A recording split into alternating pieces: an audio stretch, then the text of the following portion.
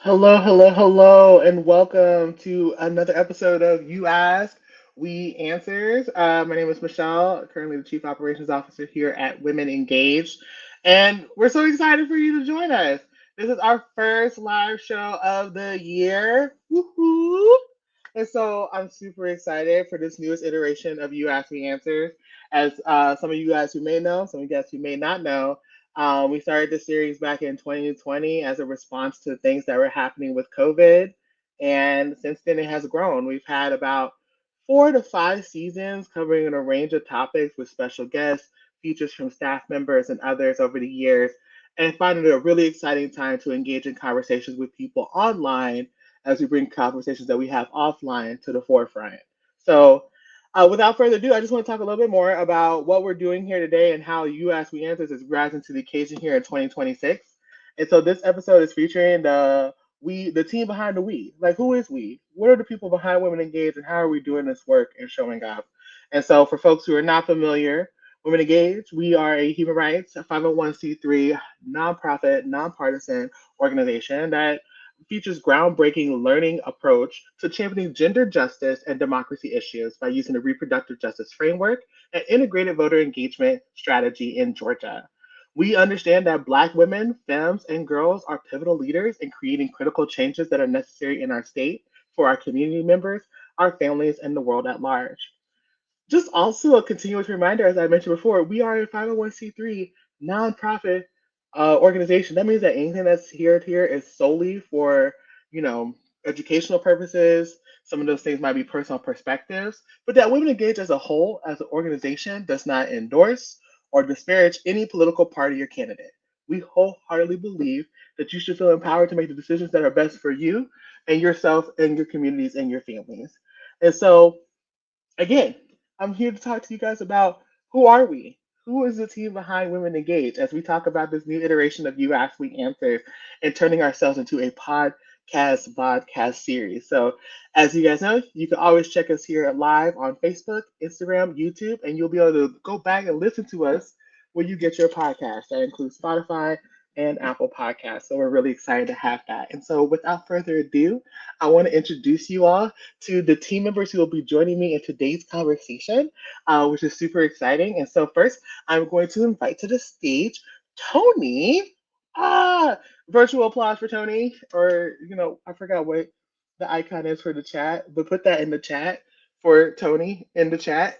So, Tony is currently the executive assistant to our CEO and has been with the We team for like 3 going on 4 years now. Yes, I think mathing. A graduate of GSU, border raised Atlanta folks here, and so we're super excited to have Tony. So, hey, Tony. Hey, Michelle. Oh my gosh, I'm so happy to be with you. Has it been 3 or 4 years? I can't remember. So this is the third year. Yes, yes. Time flies. Oh my Right, gosh. right. Okay. Next person I'm going to invite onto the stage is Sierra. Also, all those things in the chat. I'm going to learn chat speak and shortly. And so, this is our manager of leadership development, grassroots organizing, and an amazing lover of the arts, amazing musician, grounded, rooted here in the South. And so, Sierra, welcome. Thank you so much for welcoming me. I'm so excited to be up here with you guys. No problem. And folks who are familiar here also led a few of our Yawas last year, featuring some of our amazing interns, especially I think about the episode with you and Mercy and reparations. And so if folks haven't had a chance, make sure to check that out. That also lives on our YouTube page because Facebook and Instagram had a saying because of Meta, they don't save our videos down, but here we are. But check out that episode.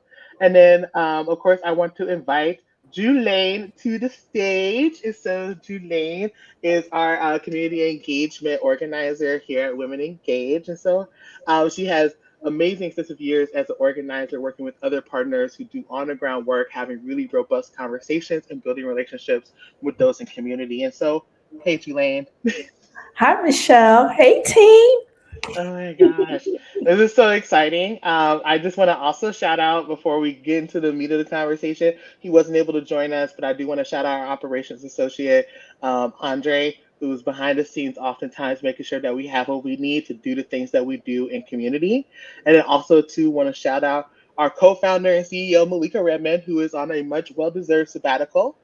Yes. And so I just wanted to make sure that I uplift them because those folks are also a part of the team. And this is what brings us together as the we team. And so, um, like I mentioned, this is really just us to kind of talk a little bit more about like who we are, what we do, what brings us here, and then we're going to talk a little bit about the issues that are going on, the things that we've been doing this year, because we know so much has happened in 2026. I know for myself personally and professionally, I am overwhelmed. Every day my phone goes off with news and things, and I'm just like, oh, I can't respond quick enough as my team knows because I'll be like, oh, okay, we're doing all the things. And so we feel like this would be a great time for us to just have some conversation around that so you guys can know more about how we're approaching it, all these things. And so I'm gonna kick us off and then you guys can, we're gonna just chime in there. But I'd love for everybody to just talk a little bit about like, what brought you into this line of work? I think that's the question that like my family always is like, why do you do what you do? So, would love for anyone who wants to kick it off and let us know more. Sure. I'll go first. I'm working on condensing this because I'm like so passionate about this work. But really, what got me into it is I've always been a person to ask why. Um, Literally, like when I was a kid, I'd be like, "Why does the moon follow us?" And my dad would be like, do the research to figure it out. But beyond just asking why, I come from where my family is grounded in North Carolina.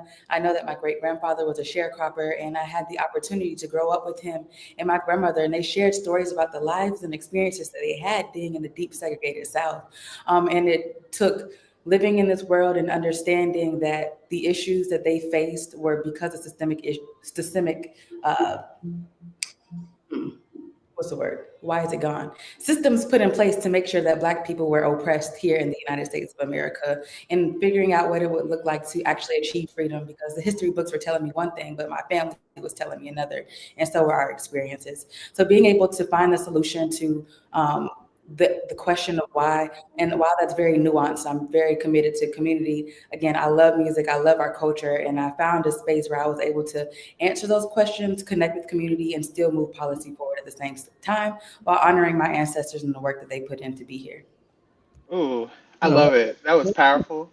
Okay. Yes. Thank you. Oh my gosh. What about you, Tony? What's up with how did you come into, you know, not even just women engaged, but just like the passion for community, the work and everything?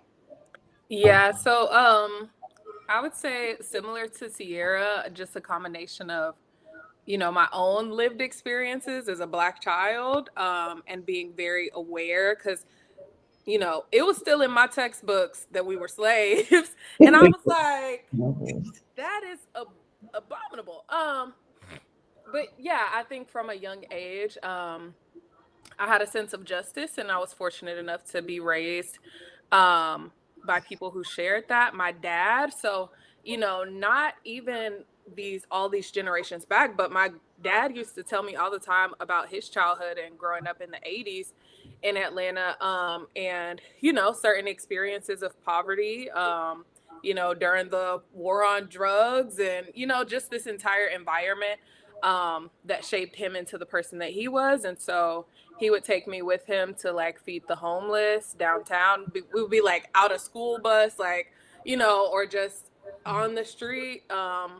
Yeah, just feeding people, talking to people, humanizing the people and having compassion for the people in our community. And so, yeah, I think that sense of justice just spread throughout, from his experiences and sort of what I was seeing of the world around me, into a deeper analysis of my own experiences. And yeah, and I definitely also, I will say, as a cusp zillennial, The internet. Shout out to the internet.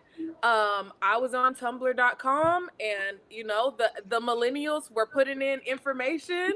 They were clocking in, they were writing those blog posts. And I was reading them at 12 and 13. I was like, fourth wave feminism? Let's speak on it.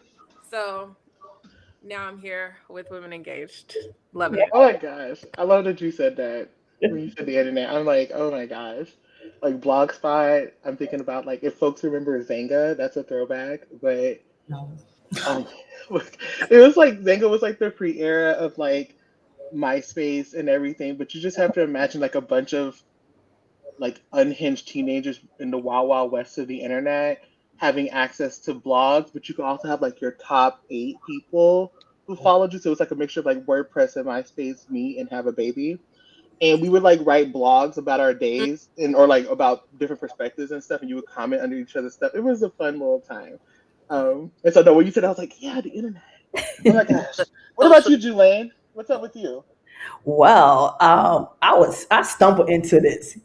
I was working for a corporate organization here in Atlanta, and we was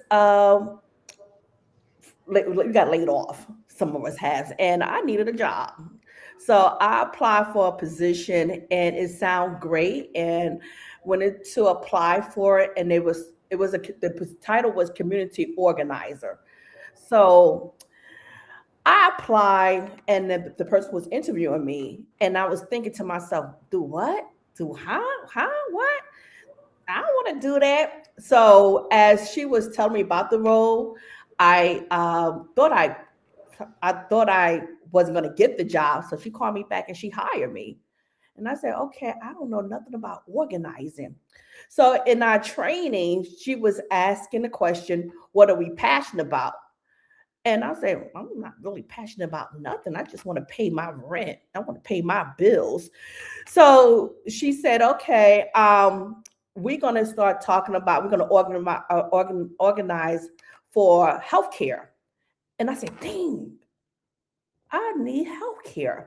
So as she was just talking about what we're going to be fighting for, and getting people involved, was about affordable health care, and so Obamacare. So with that being said, it kind of connect with me where someone's fighting for me and I'm just sitting on the sidelines. Oh no, I had to get into this fight. So from there, that was my first organizing job. And then from there, after that, I start knocking on doors. I start canvassing. And after the canvassing, organizing, then I just stayed in this field for 10 years. But that's how I got involved with it. But I can say this here.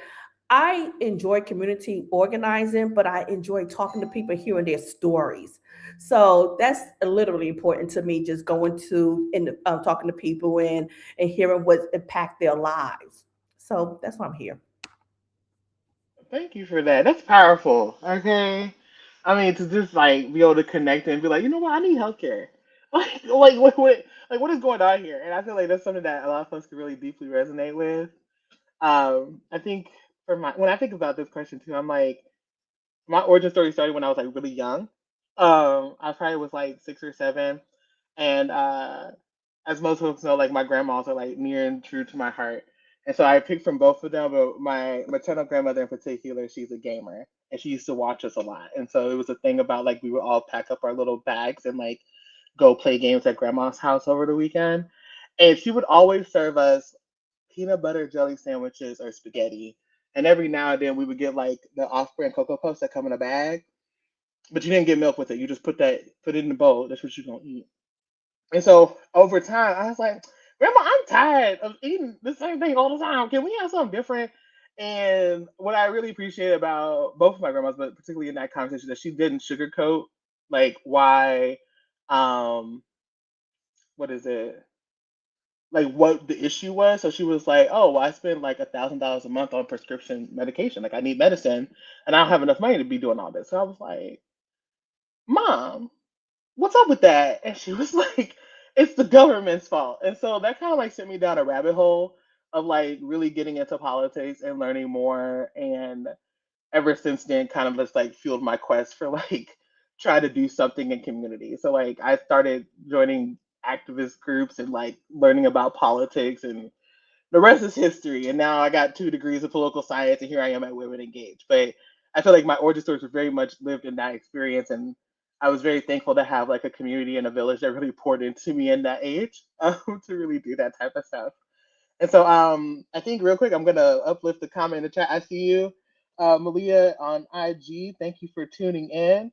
This conversation, so it's you ask, we answer. So if you got questions for us, we are here to answer. But the main theme of today is to know about the team behind the we. You Ask Me Answers is going into a podcast format, and so you'll be able to see episodes of us on a monthly basis. Yes, starting from today, with myself and all of the other amazing We team members. So right now, just talking a little bit about what brought us into the work. But if you have any direct questions for us, you can feel free to drop them in the chat. I'll make sure to bring them in conversation. Unfortunately, with the limitations of StreamYards, I can't bring them on stage like I can with IG and Facebook, but I have IG right here to make sure that I'm not missing you. So thank you again for tuning in. And so, oh gosh, okay, you guys. I'm trying to think of the next part of how we want to talk about this. I guess like if y'all want to talk about it more, is maybe we could talk more about Women Engaged and y'all's experiences there. Or we could just go ahead and dive directly into current issues. You guys, this is our table. Where y'all want to go?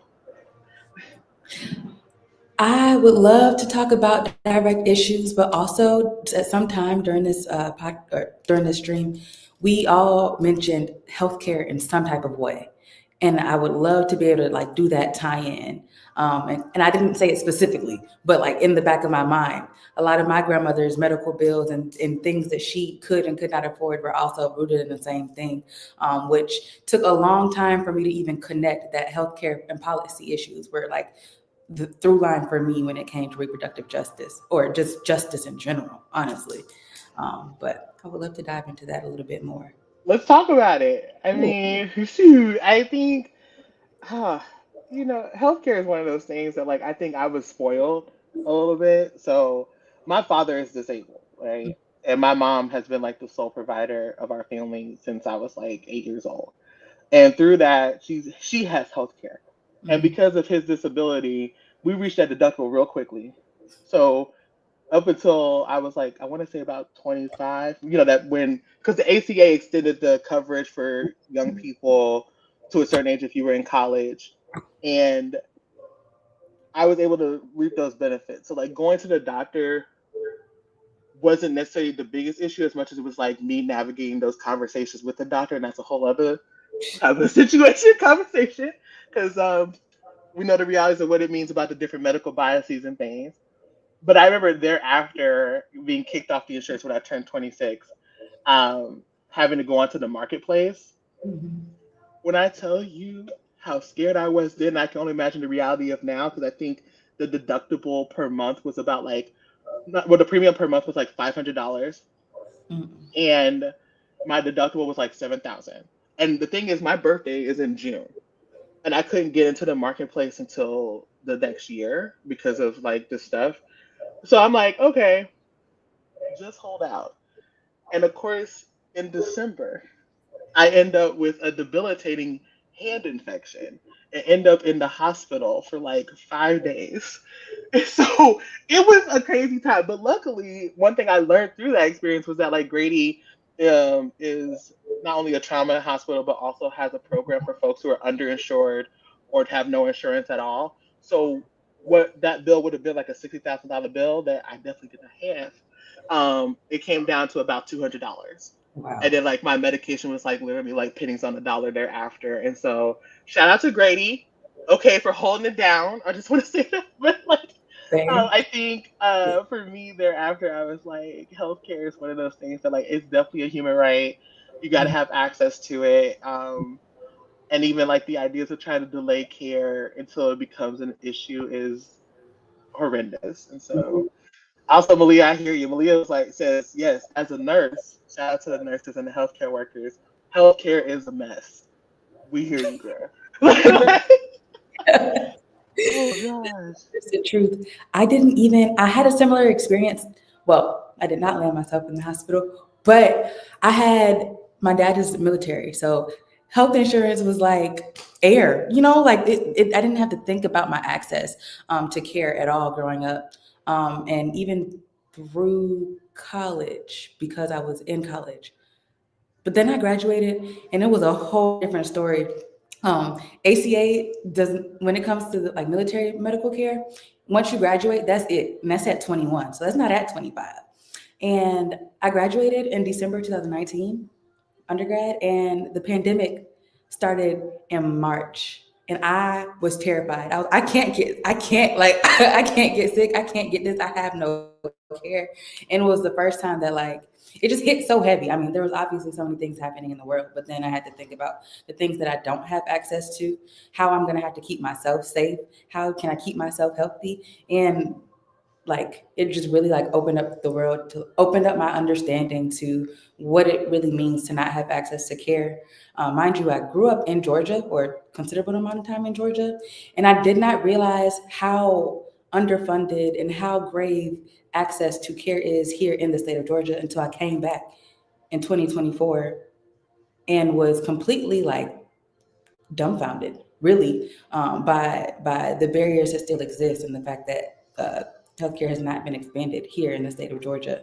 And so, like, thinking about a problem that I had 6 years ago that was resolved with getting a job is not.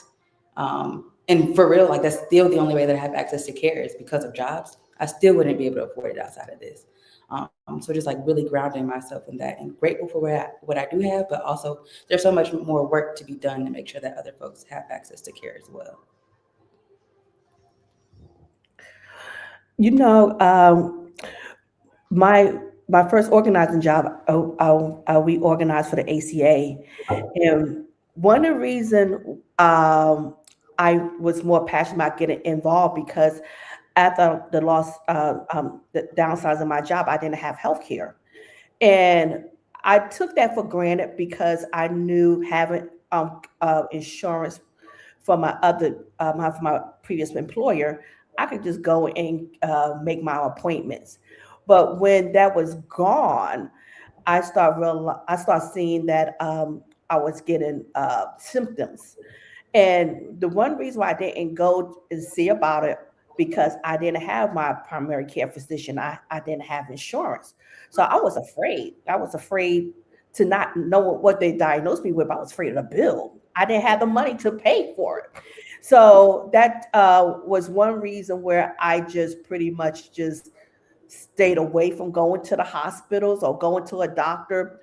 And when I heard about the ACA and people who cannot afford insurance, then it was like, wow, I'm not alone because I was embarrassed, pretty much so, because I did not want to uh, uh, talk about it, and I was embarrassed not having the money to pay for it.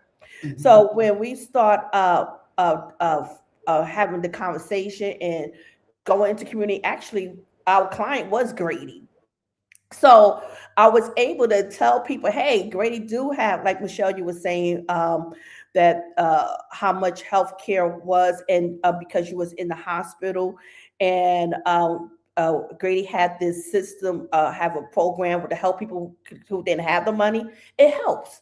So I was happy that that happened. Again, I didn't know it exists, and I think I didn't know that exists because I wasn't a part of that, because I was in a place where I had the resources and my job took care of that. But when things change, your money change, then you have to look at it, and I looked at it and say, okay, I have to not to be so embarrassed about it. Just go and get help. So when I got help, when I found out there was help out there, then I started telling people about it. So I get it.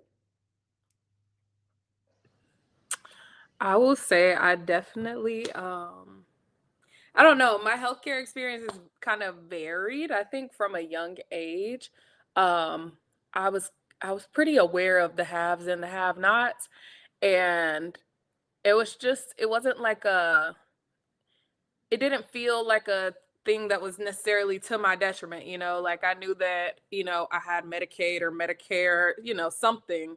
I knew there was some sort of government benefit, Peach Care. I knew these things existed. I knew about food stamps, I'm in elementary school, but I'm aware. And so, yeah, I didn't have, I had healthcare, as a child, went to regular visits.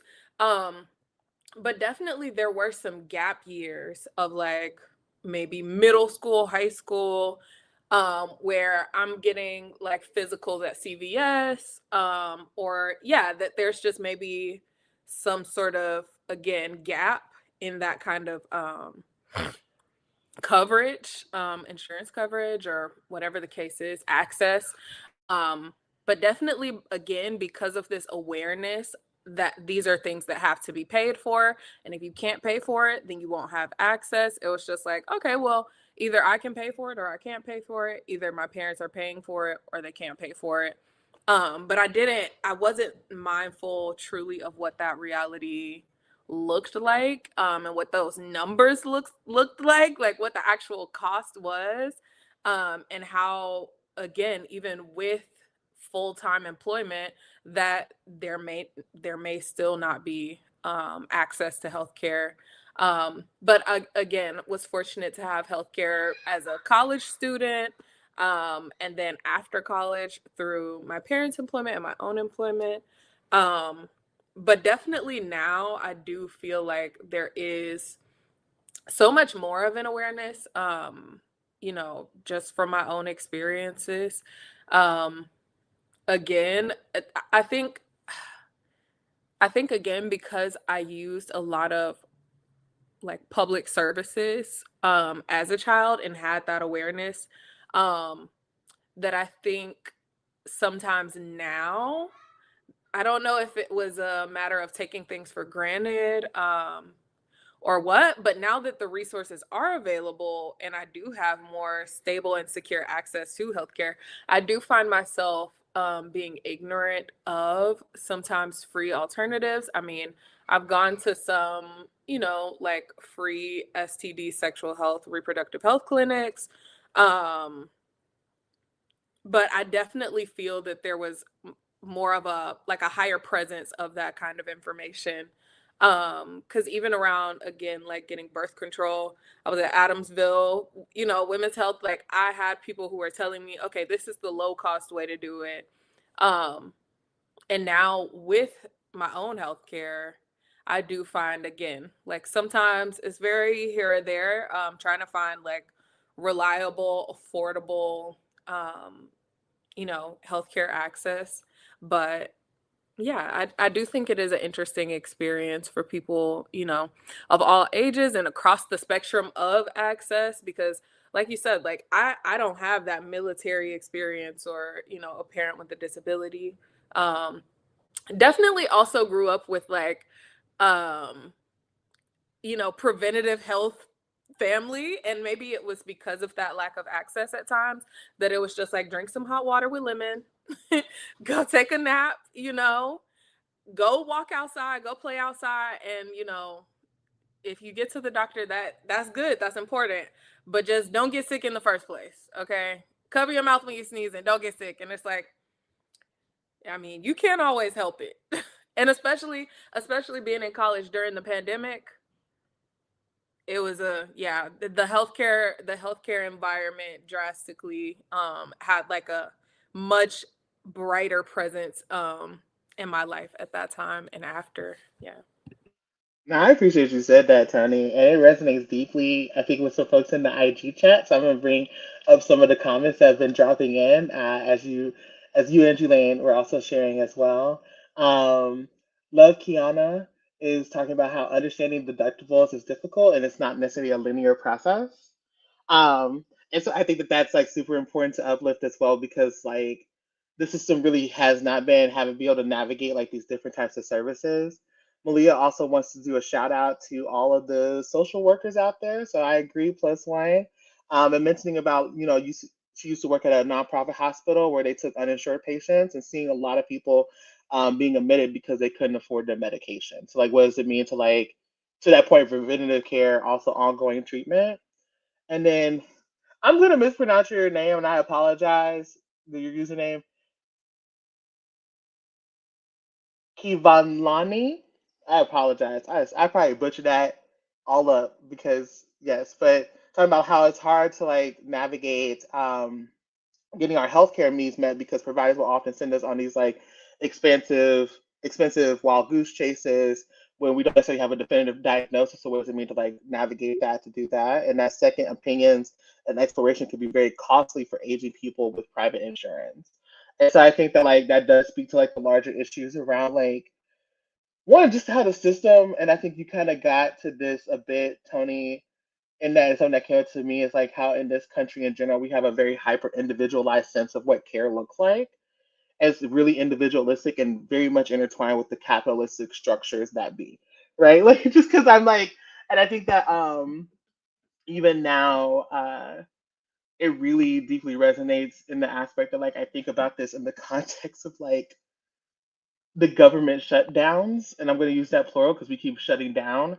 And last year it was like they were trying to negotiate away our healthcare to, it was either like we're going to take away feeding young people and people who need food, or you're not going to get your health care. And it's like, why am I even being chose to choose between these in order to open the shutdown? And even now, with this new shutdown, in the context of that, and compounded with the war, I saw recently they were talking about cutting funding for federal health care plans and stuff like that in order to fund the war in Iran. Yeah, I was reading that last night. It's like it's so I think it's very much like this very interconnected thing that we already have such a difficult system to navigate when it comes to like getting the answers that we need, the treatments that we need, and just that ongoing care. But then also too like dealing with a government that like actively tries to bargain away things that like we need access to. Because I'm also like preventative healthcare is also about food access. Like to your point, like I remember, like it was sometimes like you feeling bad, go get you some saltines and some ginger ale and go watch Price is Right.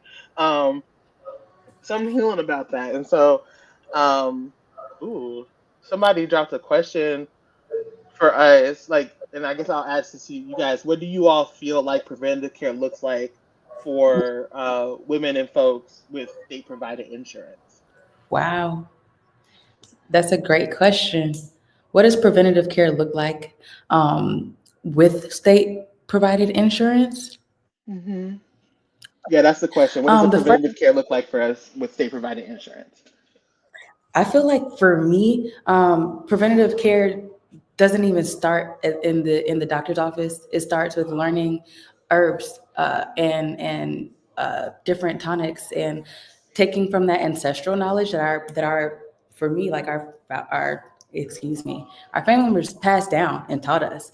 Like we say, go grab some ginger ale or go buy some ginger, go buy some lemons, fresh honey, mix up something together, and starting to understand like the things that the medical system doesn't even provide that can help our bodies to regulate, to heal ourselves, and also know that even if the doctors turn us away, we still have systems and we still have things that we can lean on. I had this book called Working the Roots, and this woman, I'm forgetting her name, she drives through the deep south and she just interviews elders and people who are still here working the land, tilling the land, knew what this patch of grass that we would simply walk by, really the medicinal properties and the things that are indigenous to this land and things that our ancestors brought over. So for me, it starts with understanding that and just doing a deep dive into, yeah, the things that are already provided in this earth to make sure that I can stay as protected as possible before I even get to the doctor's office. Oh, thank you for that, Sierra. I also dropped a comment in the comments so we could put it on the screen for everyone. So I hope that that's helpful for folks. I just wanted to name that. That's what that is. Uh, oh, Yeah, go ahead, Tony. yeah, I just wanted to also chime in on this question as far as preventative care. So starting backwards, I agree with Sierra. It does not start in the doctor's office. But I would say just, with any kind of insurance, being proactive and knowing what offerings are available under your insurance and taking advantage of it as much as possible. Going, getting, yes, your regular appointments, but also seeing if there are any vaccines that you might, want to be up to date on, getting more information about it. But also, and then again, I said I'm doing it a little backwards. So definitely frequenting the doctor's office before you feel unwell, to learn yourself. But I think the starting place for preventative care really is learning yourself, learning what makes your body feel good. How much sleep can you have, to feel well rested and healthy? When do you feel sleep deprived? What kind of foods do you feel good about putting in your body? um, what kind of lifestyle creates an atmosphere that eliminates as much stress as possible? Stress, you can't eliminate all stress in your life because that's not the world that we live in. But again, just kind of managing all the things that create those negative health outcomes. And so that's another somewhat of a sidebar, but kind of our last conversation was also making me think about how, sometimes negative economic outcomes create negative health outcomes. And then those negative health outcomes create negative economic outcomes. So I think definitely a part of that, um, preventative care, of course, with aside from state provided insurance, is just looking into all of state funded resources and community funded resources, free grocery stores, free tutoring, just looking into the kind of enrichment and opportunities that are around you and taking advantage of it, so that your life is, so that from a holistic perspective, that there's, intention around your wellness. Yeah, to kind of do the best to manage, negative health experiences. Of course, masking if you feel it's necessary to mask, whether that's for pollen or large crowds. But again, prevention really can look a lot of different ways. I really do think it's about knowing yourself, and what's right for you and your body and your family, your community. Plus one to that, Tony. Because I was gonna say that too. Like someone who's like now, as a part of my job, is in the thick of benefits and understanding it in a much more robust way on like the administrator side versus like just the user side. A lot of these health insurance providers, both whether you're on state or private or through your employer, really want you to lean into those preventative cares because to be honest, for them, they see folks who like have more ailments as like those who are more costly, and they would rather for you to also take those actions. So oftentimes, a lot of those benefits and policies will have um, measures for you to exact that. So like making sure you go for your annual checkups, your annual exams, and making that like a routine practice of care. Um, to Tony's point, there's a number of community resources and folks that are available. Women Engage, we have like an ongoing list of resources that we keep up. So like if you ever have a question around that, you can always shoot us an email at info@womenengage.org, or you can give us a call at 404-474-2900. Okay, and we can help you out with that. And so I'll make sure to put that information in the banner and below in a second so you guys can see it too. But I just wanted to name that, like from the administrative side, they're always going to tell you to take advantage of your exams every year so you can at least have a documentation of what's going on. I think outside of that, like to the point around is that preventative care is very holistic. It's we need to start moving away from a very individualized sense of like what it means to take care of ourselves and like look at care being communal, right? So like what does that look like? What does that mean? And a lot of times because of those economic factors that Tony has brought up, like it does do that, because I think about that too, you guys. Like it's like I think about the quote where it says like it's really expensive to be poor. It was something Yes. along the lines that I'm paraphrasing it, but that's really what it is in the sense that like the amount of stress that happens, especially around. I was watching like a video essay on CNBC because I'm a nerd, but they were talking about a statistic where like I'm going to misquote it, but it was a large percentage of people who are hourly wage workers. And what that means is that like the economic stability is very much turbulent because the amount of money that you're taking home every week, it varies based off of the hours that you get, yada yada yada. And Mhm. because wages have also been low, they have found that more people continue to work more, but their spending power is much less than their predecessors who worked less and technically received less. So like Mhm. folks who may have done waitressing gigs or things like that in like the 90s, 80s, technically had much more purchasing power than those who are doing those gigs and stuff now, even though folks now are working more hours than that. Because you hear those stories like people who like, I did a waitressing job all summer and that's how I paid through college. And I'm like, how? Like, but like that's a whole other thing. We talk about college another thing. But I just wanted to name that too, that's like something that I think about when we think about like the economic factors, because it's like if your wages are in like not stable, if your housing's unstable, meaning that like you got to move every year because rent keeps increasing or something, or something's going on. Like there's so many different factors, or like property taxes now increasing, so it's moving like legacy residents out of Atlanta in particular. Um, Now I want to highlight. So it's just like all those things impact your health and what does it mean to be preventative, because stress does hurt folks. I mean, especially when I think about Black women and femmes and like some of the leading causes around like developing autoimmune things, stuff like that. And so it's a matter of like how can we do that? And sorry, this is where I'll get done with my spiel. I've talked about this in therapy too. It's like you can only do so much yourself until you have to realize that the systems that be is the problem, Mhm. right? Meaning that like I'm not gonna self care myself out of this capitalistic like hellscape that we're in right now, right? Or this like heteronormative white patriot, all the isms, just throw all the isms there, right? Like I'm not gonna be able to self care my way out of that, and I don't need to necessarily shoulder that in a way. But I think that that's kind of what gets to the root of like why women engaged is what we are. It's a home for folks to like also take action, and we could look at like the community work that we do as an extension of how we're taking care of ourselves, whether it's preventative, harm reduction, or defense work. And so, if you feel called, we're also hiring right now for campusers, starting at like $21 an hour. Drop that there. Um, you can. Oh no, where'd it go? Come back. Oh wait, there it is. It's cool. It's Oh, fine. Just kidding. Okay. Email us at info@womenengaged.org about that. We're actually gonna be starting our campaign next month, so please make sure to apply for that. So I'll start rambling so you guys can cut in. That was my shameless plugs there. The quote from Audre Lorde came to me. I wrote it down. Caring for myself is not self-indulgence. It is self-preservation, and that is an act of political warfare. Oh, can you Um, say it again? A little yeah. slower for the people in the back. Yes, yes.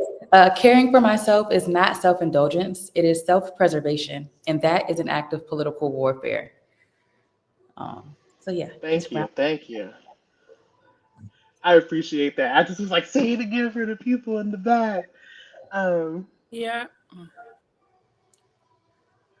are you about to say anything? Yeah. Yeah, I did just want to add because I think uh, ever since I mentioned it the first time, it's just kind of been in my mind still the impact of COVID.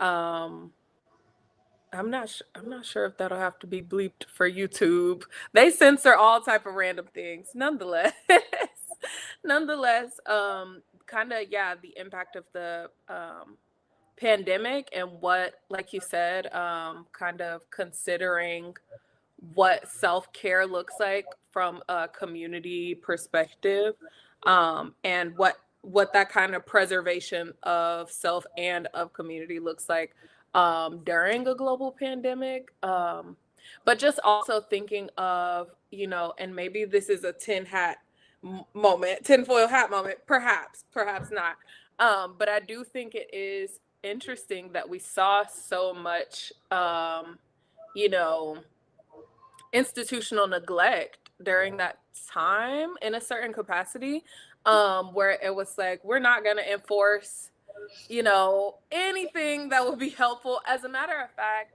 um it's illegal to wear a mask, in some places. I'm like, during the global thing that you need a mask for, during that you want to, okay, no mask. Which part of that, also considering the heightened surveillance state. But nonetheless, like you said, it's not just an act of preservation, but that it is political defiance. Was that the end of the quote? Yes, political warfare, yeah. Yeah, political warfare. Yeah, I think it's very interesting. Again, in that circumstance of neglect, it was almost, manufacturing illness, because, when we're not at our strongest capacities, how are we able to be controlled, especially, something neurological. So I do think that self-care element, and yeah, not even self-care exclusively for the purposes of being at 100% health, right? But just asserting our health in a certain capacity within our own capacities. You know, yeah, and looking for ways to, I don't know, I guess, because then I'm also thinking about, what does that sort of preservation look like after a mass disabling event, and how do we assert our health and strength, you know, as people impacted by this and in solidarity with people who have been disabled. Um, that's, I'm just thinking thoughts. I don't have any strong conclusive statements, but I'm just like, we should care about our health. Exactly. Because I feel like sometimes well, not sometimes, like this country in particular has an invested interest in us like continuously neglecting ourselves. And I think about, because lately, the last couple of years for me personally, I've been like on like a disability justice, disability history arc, very much inspired by folks like shout out to Spices and Crutches on TikTok and other disability advocates that are out there who are doing some really great work. Because I'm like, there used to be bills that like used to ban people with disabilities from being visible in this like outside upwards to like the mid 60s, I believe, like 1960s. So it's like, and then now for us to have, first there was so much fight to your point around COVID for us to be inside and like prioritize health. And then thereafter, there's been like this push to just kind of like glaze over it. Like COVID to this day still isn't like a mass disabling event. People with like long term COVID, um, and other things like that, like it's like now just being treated as like a cold and flu season kind of thing, but it's like it's real and folks are like being hurt by it, navigating it, and those who are being hurt by it are people of color, frontline workers, those who don't necessarily have the benefit of working from home, who have to be out and be around folks and stuff like that. And so like knowing what does that mean and being able to hold it and it holds space for that. And so it's just so, I think to your point, like there's no like definitive statement because we're still in the throes of it, as I see it. Like we're still navigating all of that. And I think trying to find space for it. And so yeah. I know so this is, I hate to do this, but I have to like note the time. It's 12:50. We got 2 minutes left, y'all. We was on a roll with the healthcare. I think again, like, and I think Sierra, I appreciate you for bringing this to the forefront because that was a connecting story with all of us, and I think at the heart of most things and at the heart of reproductive justice, right? Just to bring it full circle, is the ability for us to like be in community with the families we choose and choose, that we have chosen in safe and sustainable communities. And a big part of safety is care, right? Like how we show up. Like if I have a cold, that's going to impact how my ability to show up, like our mental health, all those things. And so, I feel like to round us out into this question, but for folks who may know the show traditionally, we talk a lot about self care towards the end. So I'm curious from you guys, what are you all doing, or how do you pour back into your cup, especially during trying times like this? Because I think it would be remiss for us not to name the fact that like ICE was at the Atlanta airport and the connection between that and the SAVE Act. And I know we didn't have time to talk about it, but I'd be stressed out about everything that's going on. And so I'm curious about how you all are navigating this moment too, and what you might want to share with folks who are listening in now, um, about what all's going on. Whew.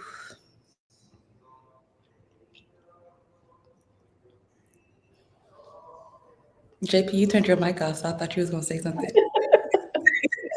Well, I was just going to talk about, well, self-care for me. I love what I do, but when I'm off the clock, that's my time where I could come home and just say woosah. So for my self-care, when I get into my home, I start I like to listen to, it's on YouTube, listen to rain sounds. Mhm. I just turn on the rain sound or listen to some jazz, but the rain sound just so peaceful, and I just start creating my go in my kitchen and start creating meals.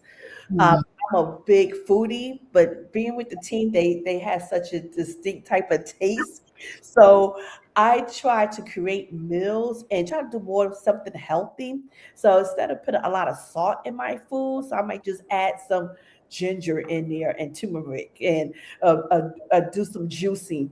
But that self help care for me is literally just turn off, disconnect from what's going on, because this world is crazy. We got a lot of cuckoos out there, and I know that all of those things are happening, but I just know that the work that we do, one fight at a time, maybe multiple fights, but sometimes you have to take back and say, "Hey, I could do what I could do. Come down, and then I could glove up tomorrow." So my self care is just listen to some rain, starting to create some meals, and rest and Mhm. sleep, and then do it all over again. Well, I feel like I'm slow to answer because I'm still working on my self care routines, for real. But number one for me, going to the spa. Like I love just disassociating. What Kendra said, turn the TV off, turning my phone off, my computer off. I don't see anything at all, and that's a way for me to like just disassociate, or at least feel like I'm disassociating.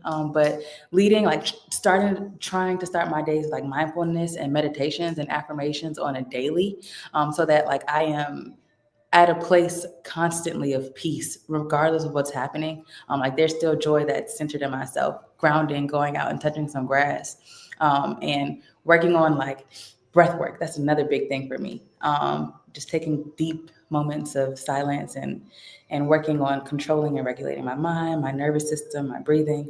And I, honestly, my therapist gets calls out of me. Okay, I just gotta talk through what's going on in this world. And like JP said, like remind myself that I can do what I can do about it. But I don't want to say I can only do so much, but there is a capacity. I am a human being, with boundaries and that cannot be crossed, and that even means fighting a system till it leaves me gone. So yeah. Yes, well, I would say I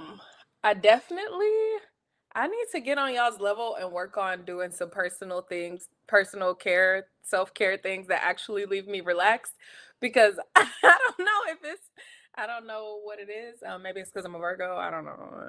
But I do find that my self-care tends to be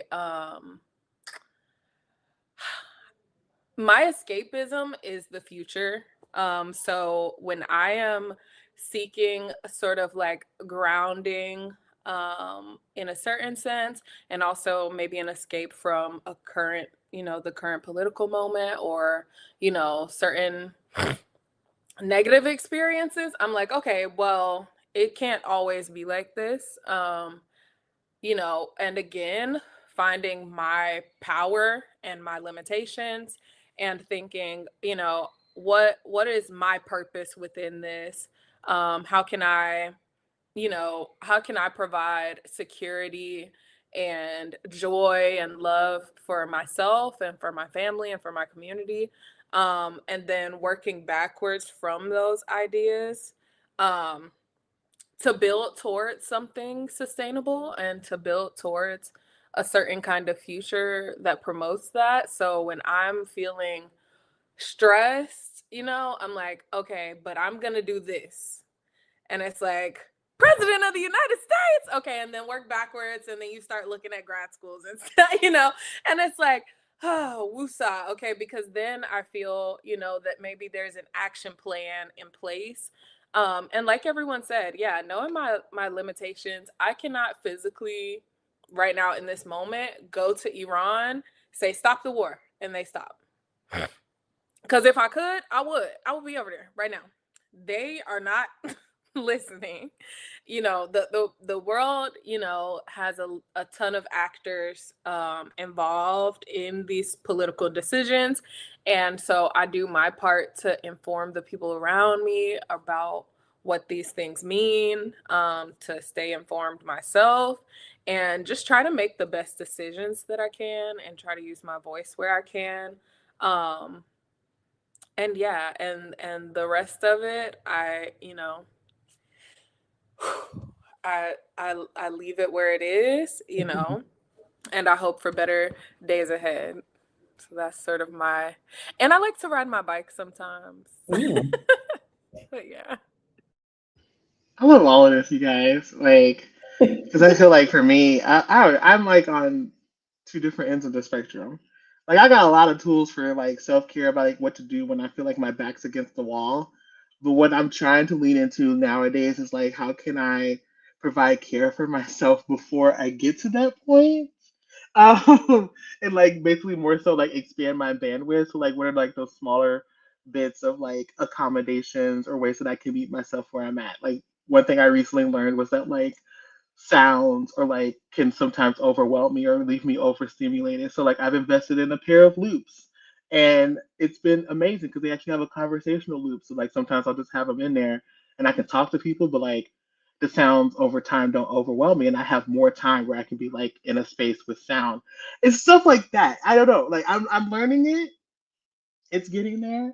But as everyone who ever has met me knows, one core element of my self care is gaming. Shout out to the gamers out there, whether it's tabletop, whether it's video game systems, I do it all. I have like a weekly D&D that I play with a group of friends online. I also try to get into like lately my obsession has been two games. One is called Slime Rancher 2, where you're just a little farmer and you're raising little like creatures and these little things and like you go out. It's like it's very happy go lucky. And then the other one's like a mountain climbing game where you're playing a woman who's climbing a huge mountain, and she's just, let's go mountaineering. And it's got like a really dope soundtrack, and it like really mellows me out. So that's like my go-to right now in between this little journey of mine of trying to figure out like, hey, before you get super stressed out and have to do all the brain dumping and like all the other stuff like that, let's figure out what we can do before we get there. Like and just like all going to take care of ourselves. And so I appreciate you all for answering that. And so this is bringing us to the end, you guys. I know I hate it. I hate it for us to say bye. I want to shout out to the folks in Instagram land and Facebook and YouTube or wherever you're tuning in from the show for listening to us. But this is the We team, and we have a lot more coming up. I mean, we've already been, there was a kite festival this weekend with Sierra and Julaine. We were at the Tony K. Mabara Scholar Activism Concert this weekend, tabling, and Malika was also on a panel Saturday. And then this weekend, we have the Autism Sensory Awareness Festival and many other things. And so if you want to keep up with that, make sure to check out our Instagram for our We in the City playlist package, because we're going to be in the city wherever you are, bringing these conversations to real life. And if you have a conversation that you're interested in for us to talk about, make sure to drop that in the comments, or you can also email that to us at info@womenengage.org, and we will make sure to bring that up on the Full Focus. But our goal is to have these every single month at the end of the month on Mondays at this time. So if you can, spend your little lunch hour with us, hang out, learn some more about the We team, the issues, and we really, as you can see, we're gonna get into it, okay? Because we are surrounded by brilliance here, amazing team of people behind Women Engaged, making all things happen. And so, again, we appreciate you all for joining us for You Ask, We Answers in 2026 as the podcast. And we would love to have you join us again. And so, until next time, I hope you all have a great week ahead. Practice that care, learned you about some things. If you haven't already, make those annual appointments with your primary care provider. And if you have questions about any of those resources, we got you. Okay, that was not an intended pun, but there it is. And so we appreciate you all. Until next time, have a great day.